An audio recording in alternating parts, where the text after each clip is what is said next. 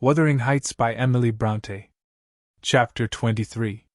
The rainy night had ushered in a misty morning, half frost, half drizzle, and temporary brooks crossed our path, gurgling from the uplands. My feet were thoroughly wetted. I was cross and low, exactly the humor suited for making the most of these disagreeable things.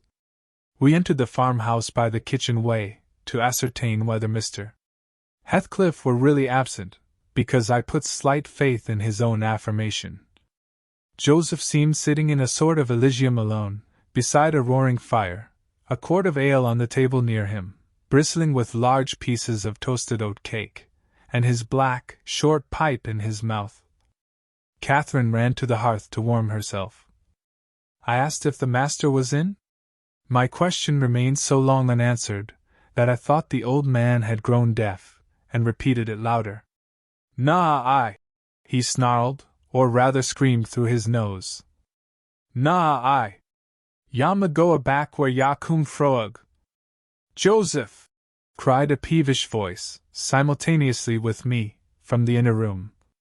"How often am I to call you? There are only a few red ashes now. Joseph! Come this moment." Vigorous puffs, and a resolute stare into the grate, declared he had no ear for this appeal. The housekeeper and Hareton were invisible, one gone on an errand, and the other at his work, probably. We knew Linton's tones and entered. "Oh, I hope you'll die in a garret, starved to death," said the boy, mistaking our approach for that of his negligent attendant. He stopped on observing his error. His cousin flew to him. "Is that you, Miss Linton?"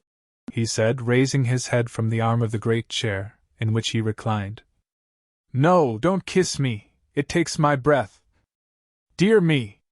Papa said you would call," continued he, after recovering a little from Catherine's embrace, while she stood by looking very contrite. "Will you shut the door, if you please?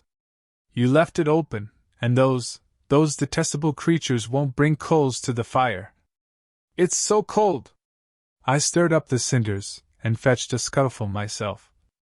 The invalid complained of being covered with ashes, but he had a tiresome cough, and looked feverish and ill, so I did not rebuke his temper.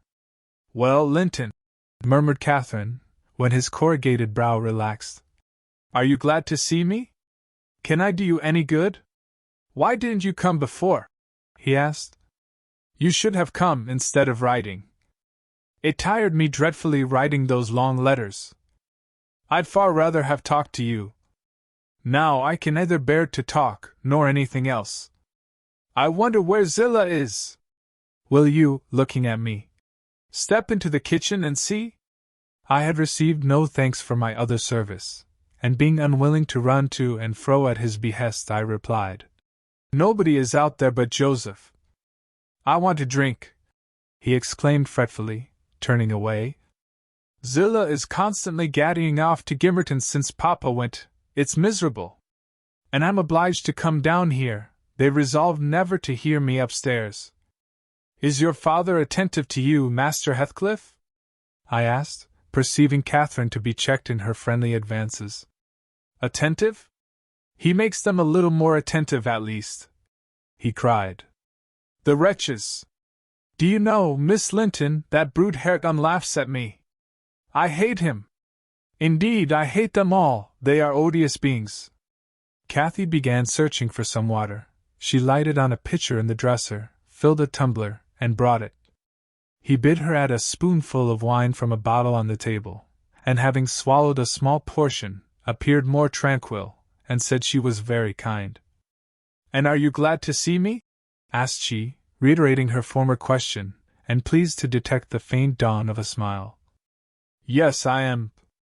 It's something new to hear a voice like yours," he replied. "But I have been vexed because you wouldn't come. And Papa swore it was owing to me. He called me a pitiful, shuffling, worthless thing, and said you despised me, and if he had been in my place, he would be more the master of the Grange than your father by this time. But you don't despise me, do you, miss?" "I wish you would say Catherine or Cathy," interrupted my young lady. "Despise you? No, Next to Papa and Ellen, I love you better than anybody living. I don't love Mr. Heathcliff, though, and I dare not come when he returns. Will he stay away many days? Not many, answered Linton. But he goes on to the moors frequently, since the shooting season commenced, and you might spend an hour or two with me in his absence. Do say you will. I think I should not be peevish with you, you'd not provoke me, and you'd always be ready to help me, wouldn't you? Yes, said Catherine, stroking his long soft hair. If I could only get Papa's consent, I'd spend half my time with you. Pretty Linton! I wish you were my brother. And then you would like me as well as your father? Observed he, more cheerfully. But Papa says you would love me better than him and all the world if you were my wife, so I'd rather you were that. No, I should never love anybody better than Papa. S.H. He returned gravely. And people hate their wives sometimes, but not their sisters and brothers, and if you were the latter you would live with us, and Papa would be as fond of you as he is of me. Linton denied that people ever hated their wives, but Cathy affirmed they did, and in her wisdom, instanced his own father's aversion to her aunt. I endeavored to stop her thoughtless tongue. I couldn't succeed till everything she knew was out. Master Heathcliff, much irritated, asserted her relation was false. Papa told me, and Papa does not tell falsehoods, she answered pertly. My Papa scorns yours, cried Linton. He calls him a sneaking fool. Yours is a wicked man, retorted Catherine, and you are very naughty to dare to repeat what he says. He must be wicked to have made Aunt Isabella leave him as she did. She didn't leave him, said the boy. You shan't contradict me. She did, cried my young lady. Well, I'll tell you something, said Linton. Your mother hated your father, now then. Oh, exclaimed Catherine, too enraged to continue. And she loved mine, added he. You little liar! I hate you now, she panted, and her face grew red with passion. She did! She did! Sang Linton, sinking into the recess of his chair, and leaning back his head to enjoy the agitation of the other disputant, who stood behind. Hush, Master Heathcliff, I said. That's your father's tale, too, I suppose. It isn't, you hold your tongue, he answered. She did, Catherine. She did. Cathy, beside herself, gave the chair a violent push, and caused him to fall against one arm. He was immediately seized by a suffocating cough that soon ended his triumph. It lasted so long that it frightened even me. As to his cousin, she wept with all her might, aghast at the mischief she had done, though she said nothing. I held him till the fit exhausted itself. Then he thrust me away, and leant his head down silently. Catherine quelled her lamentations also, took a seat opposite, and looked solemnly into the fire. How do you feel now, Master Heathcliff? I inquired, after waiting 10 minutes. I wish she felt as I do, he replied. Spiteful, cruel thing! Hareton never touches me, he never struck me in his life. And I was better today, and there. His voice died in a whimper. I didn't strike you, muttered Cathy, chewing her lip to prevent another burst of emotion. He sighed and moaned like one under great suffering, and kept it up for a quarter of an hour, on purpose to distress his cousin apparently, for whenever he caught a stifled sob from her he put renewed pain and pathos into the inflections of his voice. I'm sorry I hurt you, Linton, she said at length, racked beyond endurance. But I couldn't have been hurt by that little push, and I had no idea that you could either. You're not much, are you, Linton? Don't let me go home thinking I've done you harm. Answer. Speak to me. I can't speak to you, he murmured. You've hurt me so that I shall lie awake all night choking with this cough. If you had it you'd know what it was, but you'll be comfortably asleep while I'm in agony, and nobody near me. I wonder how you would like to pass those fearful nights. And he began to wail aloud, for very pity of himself. since you are in the habit of passing dreadful nights," I said. "It won't be Miss who spoils your ease, you'd be the same had she never come. However, she shall not disturb you again, and perhaps you'll get quieter when we leave you." "Must I go?" asked Catherine dolefully, bending over him. "Do you want me to go, Linton?" "You can't alter what you've done," he replied pettishly, shrinking from her. "Unless you alter it for the worse by teasing me into a fever." "Well, then, I must go," she repeated. "Let me alone, at least," said he. "I can't bear your talking." She lingered, and resisted my persuasions to departure a tiresome while. But as he neither looked up nor spoke, she finally made a movement to the door, and I followed. We were recalled by a scream. Linton had slid from his seat onto the hearthstone, and lay writhing in the mere perverseness of an indulged plague of a child, determined to be as grievous and harassing as it can. I thoroughly gauged his disposition from his behavior, and saw at once it would be folly to attempt humoring him. Not so my companion. She ran back in terror, knelt down, and cried, and soothed, and entreated, till he grew quiet from lack of breath, by no means from compunction at distressing her. "I shall lift him on to the settle," I said, "and he may roll about as he pleases, we can't stop to watch him. I hope you are satisfied, Miss Cathy, that you are not the person to benefit him, and that his condition of health is not occasioned by attachment to you. Now then, there he is. Come away. As soon as he knows there is nobody by to care for his nonsense, he'll be glad to lie still." She placed a cushion under his head, and offered him some water. He rejected the latter, and tossed uneasily on the former, as if it were a stone or a block of wood. She tried to put it more comfortably. "I can't do with that," he said. "It's not high enough." Catherine brought another to lay above it. "That's too high," murmured the provoking thing. "How must I arrange it, then?" she asked despairingly. He twined himself up to her, as she half knelt by the settle, and converted her shoulder into a support. "No, that won't do," I said. "You'll be content with the cushion, Master Heathcliff. Miss has wasted too much time on you already. We cannot remain 5 minutes longer." Yes, we can," replied Cathy. "He's good and patient now. He's beginning to think I shall have far greater misery than he will tonight, if I believe he is the worse for my visit, and then I dare not come again. Tell the truth about it, Linton, for I mustn't come if I have hurt you." "You must come to cure me," he answered. "You ought to come, because you have hurt me, you know you have extremely. I was not as ill when you entered as I am at present, was I? But you've made yourself ill by crying and being in a passion. I didn't do it all," said his cousin. "However, we'll be friends now. And you want me, you would wish to see me sometimes, really?" "I told you I did," he replied impatiently.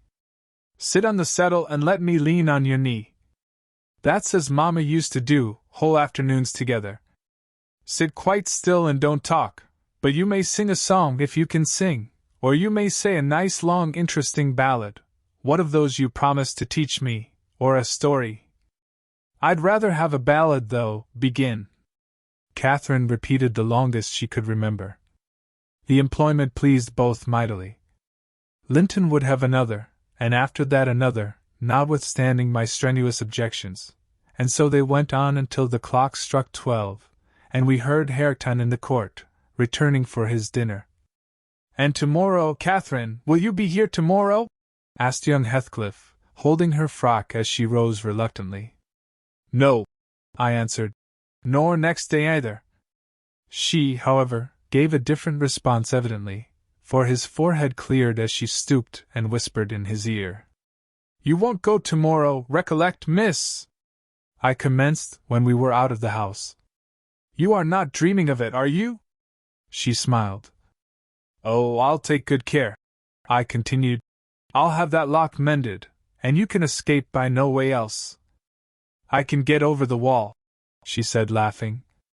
"The Grange is not a prison, Ellen, and you are not my jailer." And besides, I'm almost 17, I'm a woman. And I'm certain Linton would recover quickly if he had me to look after him. I'm older than he is, you know, and wiser, less childish, am I not? And he'll soon do as I direct him, with some slight coaxing. He's a pretty little darling when he's good. I'd make such a pet of him, if he were mine. We should never quarrel, should we, after we were used to each other? Don't you like him, Ellen? Like him? I exclaimed. The worst-tempered bit of a sickly slip that ever struggled into its teens. Happily, as Mr. Heathcliff conjectured, he'll not win 20. I doubt whether he'll see spring, indeed. And small loss to his family whenever he drops off. And lucky it is for us that his father took him. The kinder he was treated, the more tedious and selfish he'd be. I'm glad you have no chance of having him for a husband, Miss Catherine. My companion waxed serious at hearing this speech. To speak of his death so regardlessly wounded her feelings. He's younger than I, she answered, after a protracted pause of meditation. And he ought to live the longest. He must live as long as I do. He's as strong now as when he first came into the north, I'm positive of that. It's only a cold that ails him, the same as Papa has. You say Papa will get better, and why shouldn't he? Well, I cried. After all, we needn't trouble ourselves, for listen, miss, and mind, I'll keep my word, if you attempt going to Wuthering Heights again, with or without me, I shall inform Mr. Linton, and unless he allow it, the intimacy with your cousin must not be revived. It has been revived, muttered Cathy, sulkily. Must not be continued, then, I said. We'll see, was her reply, and she set off at a gallop, leaving me to toil in the rear. We both reached home before our dinner time. My master supposed we had been wandering through the park, and therefore he demanded no explanation of our absence. As soon as I entered, I hastened to change my soaked shoes and stockings, but sitting such a while at the Heights had done the mischief. On the succeeding morning I was laid up, and during 3 weeks I remained incapacitated for attending to my duties, a calamity never experienced prior to that period, and never, I am thankful to say, since. My little mistress behaved like an angel in coming to wait on me, and cheer my solitude. The confinement brought me exceedingly low. It is ism to a stirring active body, but few have slighter reasons for complaint than I had. The moment Catherine left Mr. Linton's room she appeared at my bedside. Her day was divided between us. No amusement usurped a minute. She neglected her meals, her studies, and her play, and she was the fondest nurse that ever watched. She must have had a warm heart, when she loved her father so, to give so much to me. I said her days were divided between us, but the master retired early, and I generally needed nothing after 6 o'clock, thus the evening was her own. Poor thing! I never considered what she did with herself after tea. And though frequently, when she looked in to bid me good night, I remarked a fresh color in her cheeks and a pinkness over her slender fingers, instead of fancying the hue borrowed from a cold ride across the moors, I laid it to the charge of a hot fire in the library.